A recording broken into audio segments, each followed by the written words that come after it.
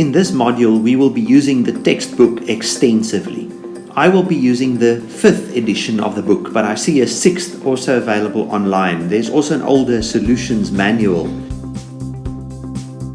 Right, this video covers the introductory notes. First, a short bit of background on civil engineering hydraulics, involving water services, supply of potable water, drainage and flood control. But what is hydraulics?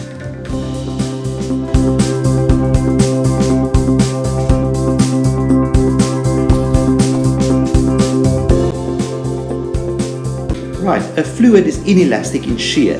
It continuously deforms under application of a shear force. And the rate of shear strain, of course, in Afrikaans is tempo van skuifvorm. So figure 1.1 shows you a nice image about surface tension, but when we get to properties of fluids, this is really the important stuff that you need to learn. You must know all those definitions off by heart. Getting to units, we need some or other standardized framework of units by which we can measure quantities. And this is an important aspect that hopefully you have addressed before getting to hydraulics. So we have the 6 primary units in the SI system.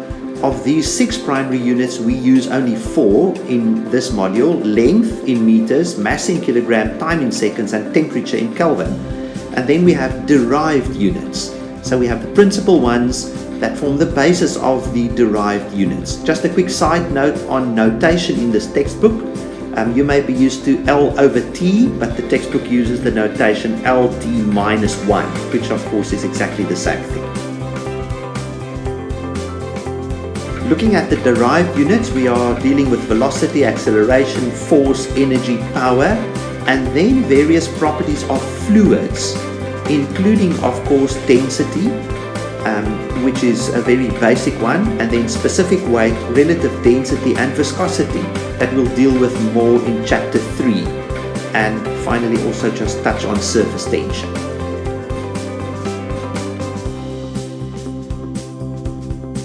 Right, then a note on dimensional analysis. Entire textbooks are devoted to this topic, and those who will be dealing with scale models in the lab will definitely delve into this. But let's just consider a brief example of Newton's second law. Simply evaluate the dimensions of each parameter in the equation and compare the two sides.